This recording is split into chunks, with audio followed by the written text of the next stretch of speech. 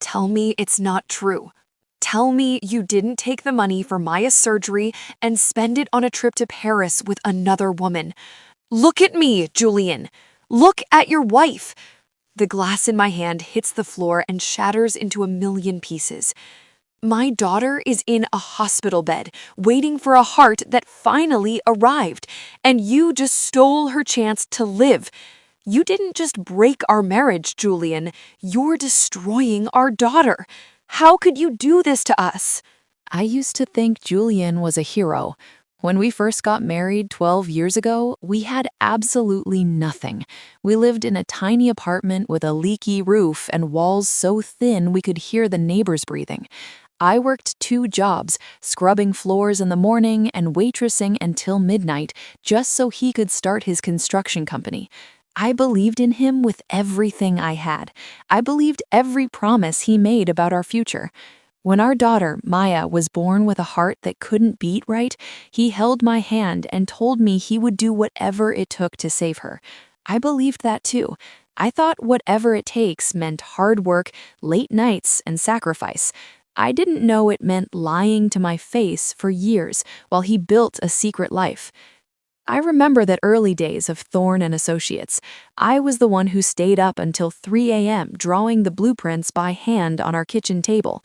I was the one who made sure the bills were paid and the taxes were filed. Julian was the face of the company. He was charming and handsome, the kind of man people wanted to trust. I was proud to be his partner. We were a team.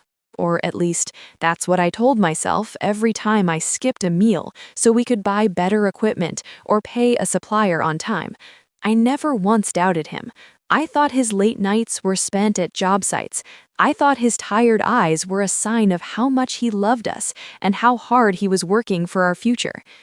For the last year, the house felt cold and empty, even when he was there. Julian was always at the office.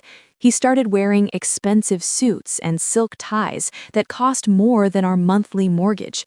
When I asked him where he got them, he said they were investments for the business and that he needed to look successful to get bigger contracts. He told me the company was failing and that we had to cut back on everything. I stopped buying new clothes. I stopped going to the hair salon. I even started skipping my own doctor appointments for my back pain just to make sure we could pay for Maya's expensive heart medicine. All that time, he was moving money into a secret account. He wasn't trying to save the business. He was saving up for a new life. I remember one night specifically, about 4 months ago. Maya was having trouble breathing, her face turning a pale shade of blue that terrified me. I called Julian 15 times, but he never picked up his phone. When he finally came home at 3 a.m., he didn't look worried at all. He smelled like expensive cigars and a perfume that I've never owned. I asked him where he was and why he didn't answer. He got angry and shouted at me. He told me I was being crazy and needy. He said he was out working for this family while I sat at home doing nothing but complaining. I felt so guilty for even asking. I actually apologized to him. I spent the rest of that night holding Maya's hand in the dark, feeling like a failure as a wife. I didn't know the man I was apologizing to was the same man who was currently robbing our daughter's future. This morning started like a miracle from heaven. The hospital called at 6 a.m. They had a heart for Maya. I fell to my knees in the kitchen and thanked God. I tried to call Julian immediately, but it went straight to voicemail. I didn't care. I was too happy to be angry. I went to the bank to wire the $80,000 deposit for the surgery. I walked up to the teller with a huge smile on my face, thinking today was the first day of our new life. "I'm sorry, Mrs. Thorne," the teller said after a few minutes. She looked at her screen, then looked away as if she was ashamed. "The wire transfer was declined. There are no funds in the account." I didn't understand. My brain just stopped working. I told her there must be a mistake. I told her my husband had deposited the insurance settlement and all of our savings last week specifically for the surgery. I asked to see the manager. We sat in a small office with glass walls that felt like they were closing in on me. The manager pulled up the records for the last 6 months. My eyes couldn't believe what they were seeing. $10,000 transferred to a private account in Julian's name, $15,000 used for business travel to places we never discussed, and then the recent charges from last week, $4,000 at a five-star hotel in Paris, $12,000 at a jewelry store, $2,000 at a designer boutique, all while I was counting pennies for Maya's inhalers and skipping meals. I sat in that office for over an hour, just staring at the paper in my hand. The manager offered me a glass of water, but I couldn't even reach for it. My hands were frozen. I felt like the world was spinning. Every late night at work over the last year flashed before my eyes like a horror movie. Every emergency business trip to Chicago or New York was a lie. He had been taking my hard-earned money, Maya's medical fund, and our family's safety to buy a life with someone else. I realized then that Julian wasn't just a cheater, he was a thief. He was a man who could watch his daughter struggle to walk and still choose to buy a diamond necklace for another woman.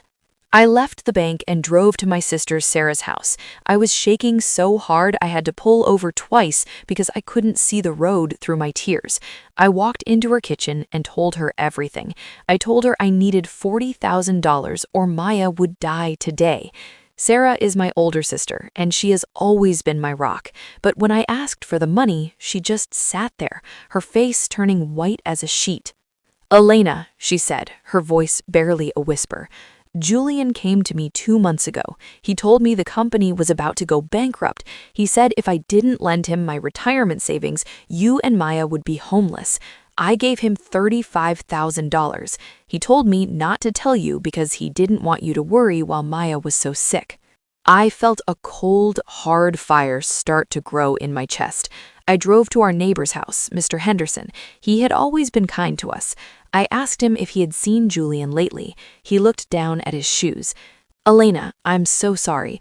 Julian told me you guys needed a bridge loan for a specialist, and I gave him $10,000 last month. I thought it was for Maya." He hadn't just robbed me, he had used my daughter's illness as a weapon to steal from my own sister and my friends. He had lied to everyone who loved me. He had left us with absolutely nothing. I stood up and walked out without saying another word. I didn't cry anymore. I didn't scream. I had work to do.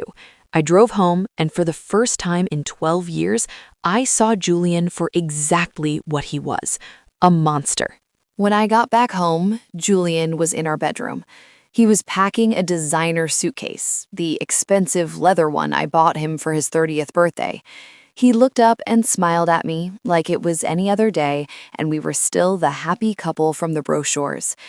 "Hey babe, I have to go back to Chicago for a few days.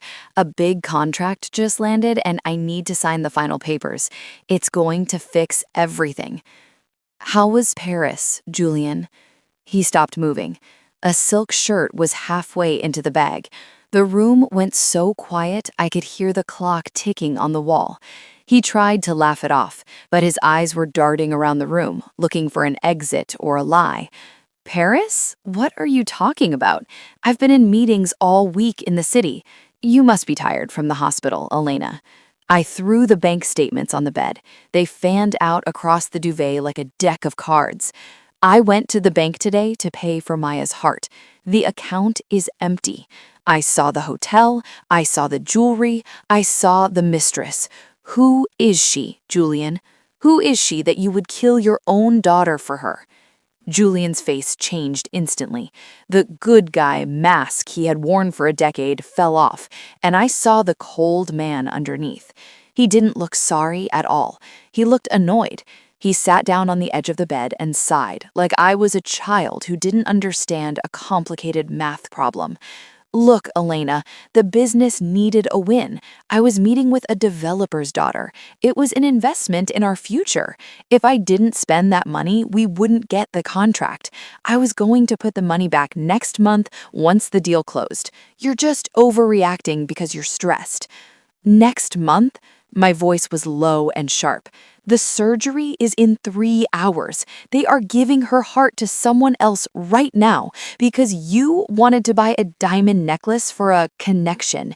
You stole her life, Julian. You're a murderer." He stepped toward me, reaching out his hand to touch my shoulder. I didn't flinch, but I felt a wave of coldness wash over me. "Don't be dramatic," he said. His voice was smooth, the same voice he used to win over angry clients. "We can just get a loan. I've already talked to a guy. If you sign the house over to me today, I can get the cash from a private lender I know. We can be at the hospital with the money before the sun goes down. It's the only way to save her now. Do you want her to die because you're too proud to sign a paper?" I looked at the suitcase. I saw a small blue box from a jewelry store tucked in the corner of his bag. It wasn't for me. He was planning to leave. He wasn't going to get a loan for Maya. He was going to take the equity from the house and disappear with her after Cindy. He thought I was still the same girl who followed him blindly 12 years ago. He thought he could still use my love for Maya to rob me one last time. "Why are you looking at me like that?" Julian asked. He took another step closer. "I'm the only one who can fix this, Elena. You don't have the credit, you don't have the business connections. Without me, Maya doesn't have a chance. Just sign the deed and I'll handle the rest. I promise, on my life, I'll save her." A long silence. I looked into his eyes and saw nothing but greed. I realized that my husband was a ghost. He had never been the man I thought he was.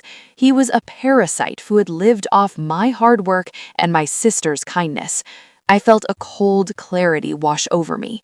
I knew that if I yelled or screamed, he would run. If I told him I knew he was lying, he would pack that bag and be gone before the police could get here. I had to play the part. I had to be the weak, desperate wife he expected. You can really get the money?" I whispered. I made my hands shake on purpose. I looked down at the floor so he couldn't see the fire in my eyes. "Of course I can," he said, and I could hear the triumph in his voice. He thought he had me. "I just need you to trust me one more time. We're a team, remember? Thorne and Associates. We built this together. Let's go to the bank and get the deed. We can save our girl." I nodded slowly.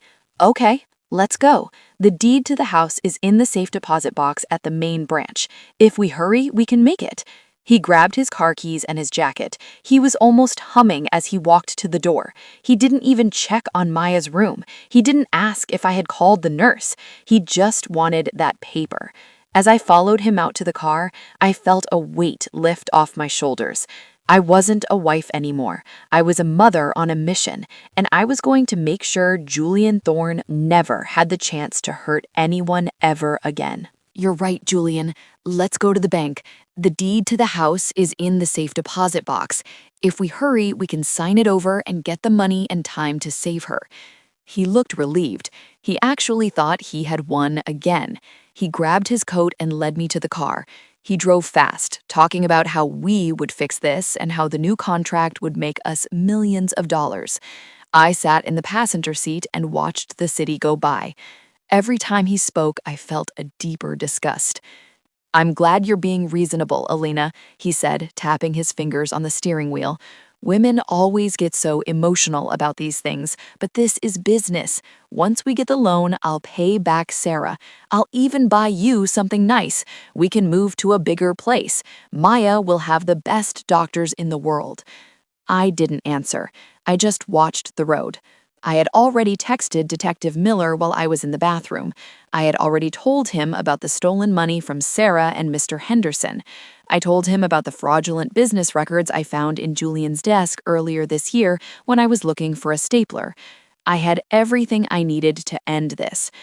"Why are you so quiet?" Julian asked. He looked at me with a fake smile. "Are you still mad about Paris? It was just one trip, Elena. It meant nothing. She was just a means to an end. You're the one I come home to." I felt like I was going to throw up. I thought about the thousands of hours I spent working on his blueprints while he was with her. I thought about the meals I skipped so he could buy those silk ties. I had spent my life building a pedestal for a man who was nothing more than a parasite. I realized that my love had been his greatest weapon against me, but that weapon was broken now. "Turn left here," I said as we got near the city center. "The bank is right, Elena. What are you doing? We're going the wrong way and we're losing time. If we miss the notary, the loan is dead." "This is a shortcut through the back streets," I said. "Trust me, Julian, I know exactly where we're going." I led him straight into the police precinct parking lot. I pulled the emergency brake before he could even react. He stared at the building, his mouth hanging open in shock. He looked at the sign, then back at me. "What is this?" he hissed, his face turning pale. He looked around at the patrol cars and the officers walking by. "Are you crazy? We have to go to the bank." "This is justice, Julian. This is the end of your lies." Watching as 3 officers approached the car, I had sent him his location and a photo of his car. I watched them pull him out of the driver's seat and put him in handcuffs right there in the gravel. He started screaming. He called me a traitor. He told the officers I was the one who spent the money and that I was trying to frame him because I was jealous of his success. I didn't say a word. I just watched him get led through the double doors of the station. He looked so small without his expensive suit and his lies. He looked like a common thief, which is exactly what he had always been. The police were able to freeze his private account immediately. Because I provided the proof of Sarah's loan and the bank records, the district attorney was able to release enough funds for the emergency surgery as part of a victim restitution plan. I got to the hospital at 5:45 p.m. Maya was already being wheeled away into the bright lights of the surgery wing. I kissed her cold forehead and told her I loved her more than anything. I told her she was going to be okay because her mom was finally awake and watching over her. I sat in that waiting room for 12 long hours. Sarah came and sat with me. We didn't talk about Julian. We just held hands. At dawn, the doctor came out. He was tired, but he was smiling. "The heart is beating on its own, Elena. She's going to be okay. Your daughter is a fighter." 6 months later, the house is finally quiet. I sold the big house and all the expensive things Julian bought with stolen money. I moved us into a small cottage by the lake. It's not fancy and the floors creak, but it's ours. Maya is back in school and she's the fastest girl on the playground. She asks about her dad sometimes. I tell her he's away for a long time. I don't tell her that he's in a prison cell, still writing letters to the board of directors blaming me for his mistakes. I visited him once to sign the final divorce papers.